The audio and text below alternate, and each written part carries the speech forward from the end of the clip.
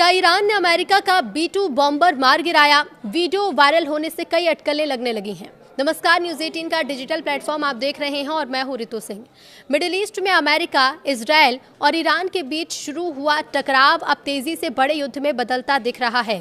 लड़ाई के पहले ही 24 घंटे में अमेरिका ने दावा किया कि उसने ईरान के 1000 से ज्यादा ठिकानों को निशाना बनाया। इन हमलों में मिसाइल ठिकाने, कमांड सेंटर और रिवॉल्यूशनरी गार्ड के अड्डे भी शामिल हैं। अमेरिकी सेंट्रल कमांड के अनुसार इस ऑपरेशन में stealth bomber, drone, fighter jet और एंटी मिसाइल सिस्टम का इस्तेमाल किया गया। हमले कई चरणों में किए गए ताकि ईरान की जवाब देने की क्षमता कमजोर हो जाए। दूसरी तरफ इजराइल ने भी तेहरान समेत कई शहरों पर नए हवाई हमले करने का दावा किया। दूसरी तरफ ईरान पर हमले का बदला तो हिजबुल्लाह ले रहा है। लेबनान की ओर से इजराइल पर रॉकेट दागे गए हैं। बदले में इजराइल ने भी जोरदार पलटवार किया है। इस संघर्ष का असर अब सिर्फ ईरान और इजराइल तक सीमित नहीं है, बल्कि लेबनान की तरफ से इजराइल के हाइफा शहर की ओर रॉकेट दागे जाने की भी खबर है। इसके अलावा साइप्रस में ब्रिटेन के अक्रोतिरी एयरबेस पर ड्रोन हमले की जानकारी सामने आई। खाड़ी देशों में भी हालात तनावपूर्ण हो गए हैं। गल्फ कोऑपरेशन काउंसिल के सदस्य देशों ने आपात बैठक बुलाई। यूएई, सऊदी अरब, कतर, बहरीन, कुवैत और ओमान ने संयुक्त बयान जारी कर कहा कि नागरिक इलाकों पर हमला अंतर्राष्ट्रीय कानून का उल्लंघन है और जरूरत पड़ी तो अपनी सुरक्षा के लिए कड़ा कदम भी उठाया जाएगा। इधर ट्रंप ने माना और सैनिकों की मौत हो सकती है। अमेरिकी राष्ट्रपति डोनाल्ड ट्रंप ने कहा है कि ऑपरेशन अभी खत्म नहीं हुआ। उन्होंने माना कि इस युद्ध में अमेरिकी सैनिकों की जान भी जा सकती है। ट्रंप ने बताया कि अब तक 3 अमेरिकी सैनिक मारे गए हैं और आगे भी नुकसान हो सकता है। हालांकि उन्होंने कहा कि ये कार्रवाई दुनिया की सुरक्षा के लिए जरूरी है और अंत में इसका फायदा भी होगा। ट्रंप के बयान से ये तो साफ है कि अमेरिका फिलहाल पीछे हटने के मूड में नहीं है। अब इस युद्ध का असर दुनिया की अर्थव्यवस्था पर भी दिखने लगा है।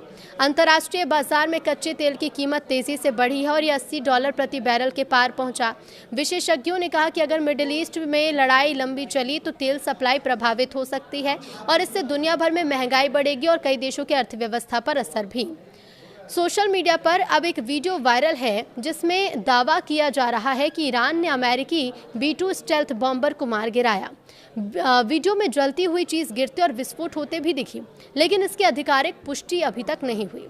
अमेरिकी अधिकारियों ने माना है कि ईरान पर हमलों के B-2 बॉम्बर का इस्तेमाल हुआ था, लेकिन किसी भी विमान के गिराए जाने की पुष्टि नहीं की गई। पेंटागन के मुताबिक हमले में सैकड़ों स्ट्राइक की गई और कई मिसाइल ठिकानों को निशाना बनाया गया। इधर संयुक्त अरब अमीरात में अमेज़न वेब सर्विसेज के एक डेटा सेंटर पर हमला होने के बाद आग लग गई। कंपनी के मुताबिक किसी वस्तु के टकराने से आग लगी, जिसके बाद एहतियात के तौर पर बिजली सप्लाई को बंद करना पड़ा। ये घटना भी ऐसे समय में हुई जब ईरान की जवाबी मिसाइल और ड्रोन हमले के कारण यूएई समेत खाड़ी देशों में कई ठिकानों को निशाना बनाए जाने की खबरें सामने आई। अधिकारियों ने कहा कि हालात पर नजर रखी जा रही है। तो ब्रिटेन की रॉयल एयरफोर्स के टाइफून फाइटर जेट ने कतर की ओर जा रहे एक ईरानी ड्रोन को मार गिराया। ब्रिटिश रक्षा मंत्रालय के मुताबिक ये कार्रवाई कतर के एयरस्पेस की सुरक्षा और क्षेत्र में ब्रिटिश हितों की रक्षा के लिए की गई। बताया जाता है कि जेट कतर में तैनात संयुक्त ब्रिटेन कतर स्क्वाड्रन का हिस्सा था और एयर टू एयर मिसाइल से ड्रोन को गिराया गया। अमेरिका इजराइल हमलों के बाद ये पहली बार है जब ब्रिटिश लड़ाकू विमान ने सीधे किसी ईरानी ड्रोन को निशाना बनाया हो। अमेरिकी ईरान का युद्ध चल रहा है तो अमेरिकी सेंट्रल कमांड ने कहा कि ईरान के खिलाफ सैन्य कार्रवाई जारी है और अमेरिकी बल संभावित खतरों को खत्म करने के लिए हमले कर रहे हैं। एक वीडियो जारी किया गया है जिसमें ईरानी airbase, missile launcher site, drone ठिकाने और सैन्य हमलों पर हमले दिखाई दे रहे हैं। सैन्य इमारतों पर हमले दिख रहे हैं। बयान में अब ये भी कहा गया कि ऑपरेशन के तहत fighter jet, drone, cruise missile और सटीक बमों का इस्तेमाल किया गया है ताकि ईरान की सैन्य क्षमता को कमजोर किया जा सके। तो वहीं अमेरिकी राष्ट्रपति डोनाल्ड ट्रंप ने कहा कि ईरान के साथ चल रहे युद्ध में अब तक 3 सैनिक मारे गए हैं, लेकिन आगे बढ़ने की और आगे मौत की संख्या ज़्यादा हो सकती है। ट्रंप ने यह भी कहा कि पेंटागन के अनुमान के मुताबिक नुकसान काफ़ी ज़्यादा हो सकता है। रिपोर्ट्स के अनुसार कुवैत में ड्रोन हमले में अमेरिकी सैनिकों की मौत हुई है और प्रशासन ने यह माना है कि ऑपरेशन लंबा चला तो हताहतों की संख्या और बढ़ सकती है। मिडिल ईस्ट में जारी युद्ध जैसे हालात के बीच एयर इंडिया ने भी एक बड़ा फैसला लिया है।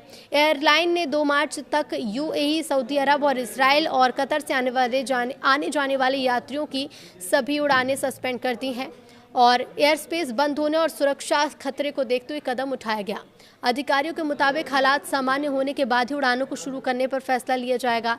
रिपोर्ट के मुताबिक अमेरिका की CIA कई महीनों से ईरान के supreme leader Ayatollah Ali Khamenei और दूसरे बड़े नेताओं की गतिविधियों पर नजर रख रही थी। तो वहीं सूत्रों ने बताया कि ये खुफिया जानकारी इजरायल के साथ साझा की गई, जिसके आधार पर हमलों का समय बदला गया। अब कहा यह भी जा रहा है कि इसी इंटेलिजेंस के चलते अमेरिका इजरायल ने संयुक्त ऑपरेशन की योजना को आखिरी समय में एडजस्ट किया। इधर ईरान में शीर्ष नेतृत्व के मारे जाने के बाद संभावित नए नेतृत्व की ओर से अमेरिका के साथ बातचीत के संकेत मिले।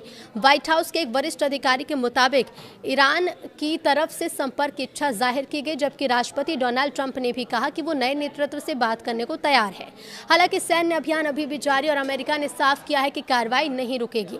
रिपोर्ट्स के मुताबिक ईरान ने अंडरग्राउंड सुरंग और मिसाइल ठिकानों से ड्रोन और बैलिस्टिक मिसाइल दागकर अमेरिका के ठिकानों और इजरायल को निशाना बनाया। रक्षा विश्लेषकों के मुताबिक ईरान के पास पहाड़ों के अंदर बने गुप्त टनल बेस हैं, जहां से मिसाइल और ड्रोन लॉन्च किए जाते हैं और ताकि उन्हें सैटेलाइट और हवाई हमलों से बचाया जा सके। अब ऐसे अंडरग्राउंड ठिकाने पहले भी ईरान की सैन्य रणनीति का हिस्सा रहे हैं और इन्हें लंबी लड़ाई के लिए तैयार किया गया। इजरायल की इमरजेंसी सर्विस मैगन डेविड एरोम के मुताबिक ईरान के साथ शुरू हुए युद्ध के बाद से अब तक कम से कम 10 लोगों की मौत हो चुकी है, 200 लोग घायल हो चुके हैं।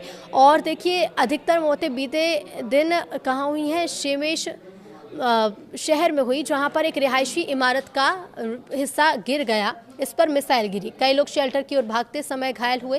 राहत टीमों ने सैकड़ों घायलों को अस्पताल पहुंचाया और कई जगह पर इमारतों में मलबे में बचाव अभियान चलाया।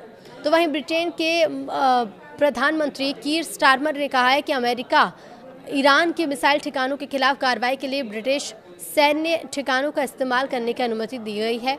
तो वहीं उन्होंने कहा कि फैसला क्षेत्र में मिसाइल हमलों को रोकने और मिसाइल हमले रोकने और नागरिकों की सुरक्षा के लिए लिया गया। ब्रिटेन ने साफ किया कि वो सीधे हमले में शामिल नहीं होगा, लेकिन रक्षा कार्रवाई के तहत ड्रोन इंटरसेप्ट करने जैसी मदद जारी रहेगी। और इसके साथ ही ईरान पर हमलों के बाद अंतर्राष्ट्रीय बाजार में तेल की गिरावट भी तेजी से उछाल आया है। तेल की कीमतों में रिपोर्ट के मुताबिक कीमत करीब 10% बढ़ गई है और कच्चा तेल $80 प्रति बैरल के पास है। कहना है विशेषज्ञों का कि मिडिल ईस्ट में युद्ध बढ़ा तो पूरी दुनिया में महंगाई बढ़ सकती है। इधर इजरायल ने ईरान के कई शहरों पर फिर से हवाई हमले कर दिए हैं। इसी बीच लेबनान से इजरायल के हाइफा शहर की ओर रॉकेट दागे गए। साइप्रस में ब्रिटेन के अक्रोतिरी एयरबेस पर भी हमला हुआ। अमेरिका एयरबेस पर भी ड्रोन हमला होने की खतरा है। इससे साफ जाहिर होता है कि युद्ध का दायरा बढ़ रहा है। अमेरिका के सेंट्रल कमांड ने यह कहा है कि इस ऑपरेशन के पहले 24 घंटे में ईरान के 1000 से ज़्यादा ठिकानों पर हमला किया था। इसमें से मिसाइल साइट, कमांडो सेंटर और IRGC के मुख्यालय भी शामिल रहते हैं। तो हमले में स्टेल्थ बॉम्बर, ड्रोन और फाइटर जेट का इस्तेमाल किया गया। गल्फ कोऑपरेशन काउंसिल के देशों ने बैठक कर ईरान के हमलों की निंदा की। UAE, सऊदी अरब, कतर, बहरीन, कुवैत और ओमान ने कहा कि नागरिक इलाकों को निशाना बनाना अंतर्राष्ट्रीय कानून का उल्लंघन है। समूह ने चेतावनी दी है कि जल्द ही अगर सुरक्षा अपने लिए उसका ध्यान नहीं दिया गया और अपनी सुरक्षा के लिए हर जरूरी कदम यहाँ पर उठाए जाएंगे।